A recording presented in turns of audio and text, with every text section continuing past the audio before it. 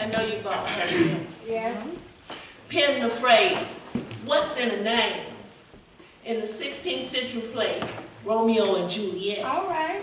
Little did he know that the world would perennially quote that phrase on occasion. In the Shakespearean play, a name has quite a bit of meaning in the development of the plot. Today, there's also a lot of meaning placed on a name.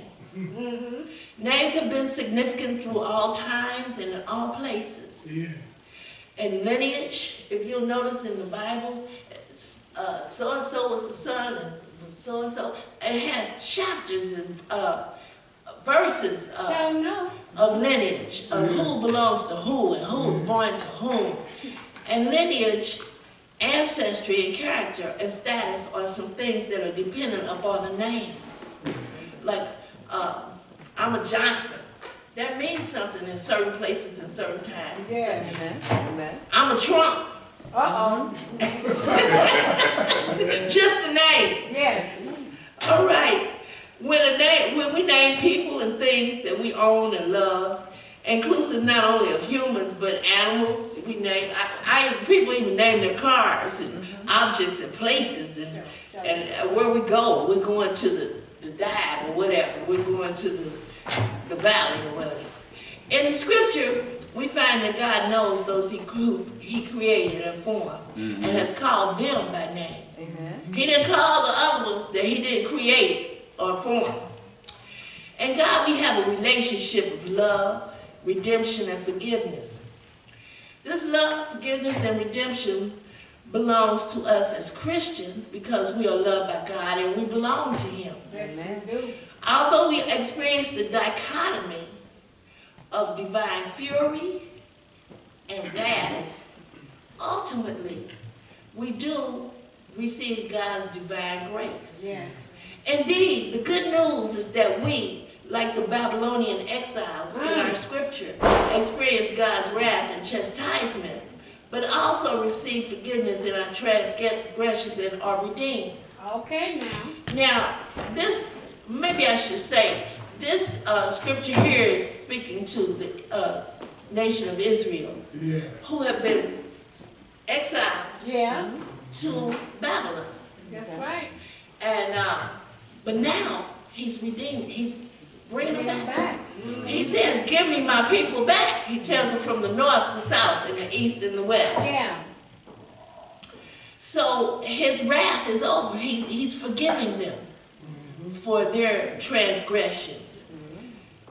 We also, like I say, they also receive God's divine grace. God does this because he loves us. Amen. He loves them and has a lasting and profound commitment to his creation. Yeah. Isn't it good to be in a relationship where you have someone to care for you and to love you in such a manner? Yes, yes. To be able to talk to and commune with in times of uncertainty and confusion. Isn't it comforting to know that there is someone who has your well-being and your good fortune in mind? Glory. And to know that your steps are ordered Okay, now. and directed, they're being directed by God's protection and provision. God's love is like that for us, not just because of who we are, but because we are precious in his sight. Yes. Yes. Verse 1 advises the Israelites not to fear, for God has redeemed them. This reminds me of telling us, like Kurt Franklin said in his record, don't be scared. I got your back. All right. You know, that's what God is saying to the Israelites. Don't be scared. I'm with you. Yes. I relate to a similar time with my brother, God rest his soul. He told me not to be scared. I was at school and the kids would tease me because I wore glasses and I had real light hair and was light, and they would make fun of me. And he told me, he said, don't be scared.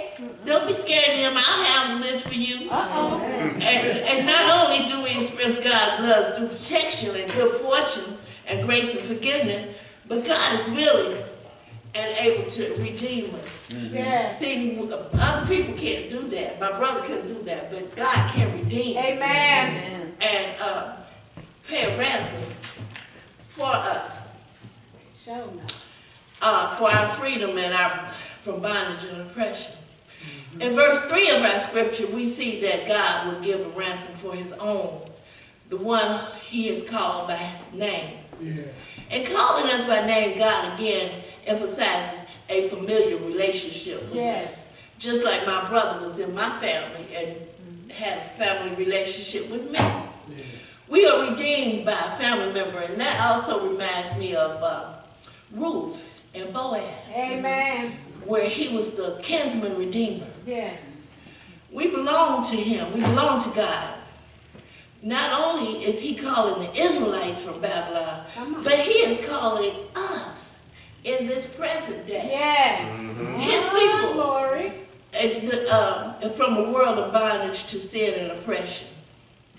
The scripture continues in the redemption of his people by assuaging a sense of abandonment that is felt by those in exile and those who have no sense of direction.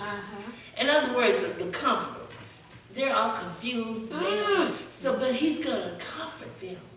And he said, I redeemed you. Just don't fear. Just be, chill. Yes. Just be cool. In verse 2, there is reference to the covenant.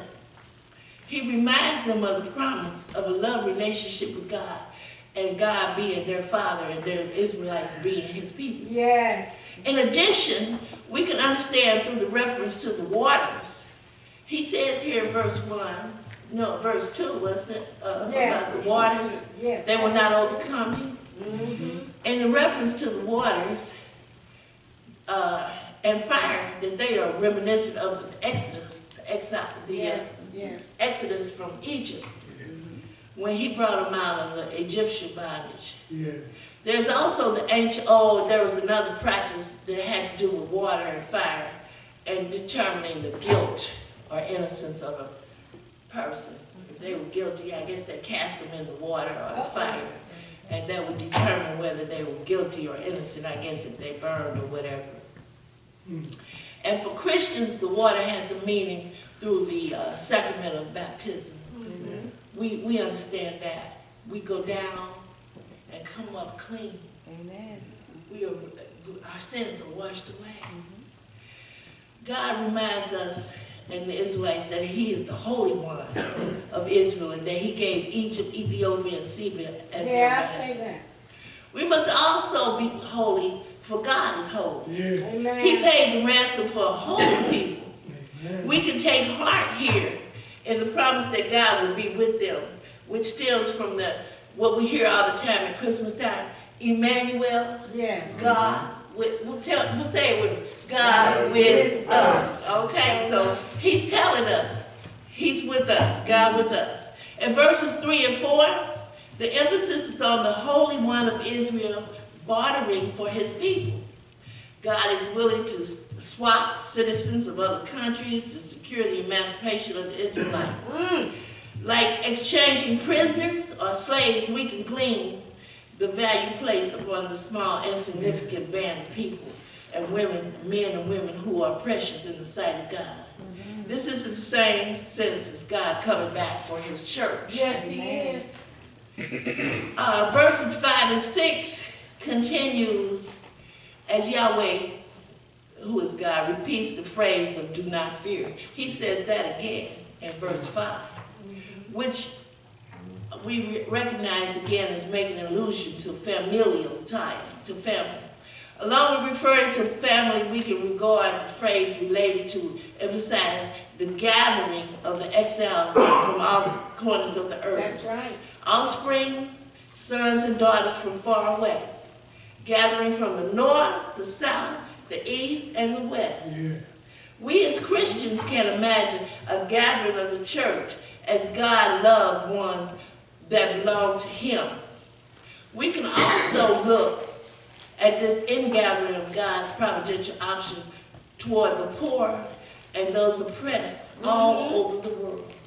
That's right. I must point out here that this passage is referring to and for the glory of God in the eyes of the watching world.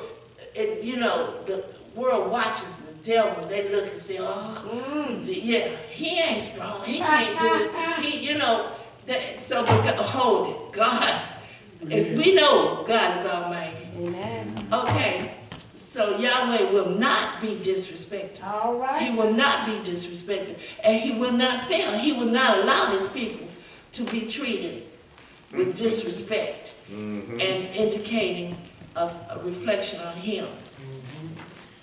Finally, in verse 7, it includes every male of every one who God created and formed. He formed us in his image, so we are like him. Amen. Finally, in the world today, my question to you is, what will you give up as your reciprocal part in this loving, redeeming relationship with God? All right now. What will you, how will you respond? What will you give up? What will you offer to God for what he's given to us? Wow. Can you offer yourself as a living sacrifice? Amen. What about giving up that, excuse me, what about giving up that cocktail Uh-oh. after a long, hard day at work that progresses into a drunken stupor? Are you able to give up the time spent at the casino All right now. when you think you can win enough money to pay the loan that you made to pay your house note? God is waiting to show how he can take the desire for that opioid drug. All right now. Amen. We know you have pain in your body, but the opioids are not an answer. Okay? Amen. Trips to the casino will lose their allure. You won't even want to do that anymore. And bad habits will cease Amen. as you reciprocate to God's goodness and grace. Aren't you glad that he has called you by name? Amen. Yes. Can't you just shout? Sometimes I just want to, I don't know, just do a jig. You know how people used to stand up and do a All jig? right. Yeah. I don't know how to express it. Sometimes I cry, sometimes I want to dance, Yeah. but I just want to just let it out, because I'm so grateful Amen. that he has Amen. called me by name. He's called you by name, Yeah.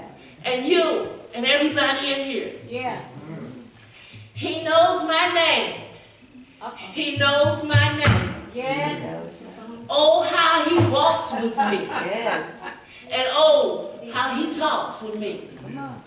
And oh, how he tells me that I am his own. Oh, yes. No fire All right. can burn me. No battle can turn me. No mountain can stop me, Go ahead on. because you hold my hand. Amen. I'm walking in your victory, Yes. because your power is within me. Come on. No giant can defeat me, because why? You. hold my hand. Amen. Amen. Amen.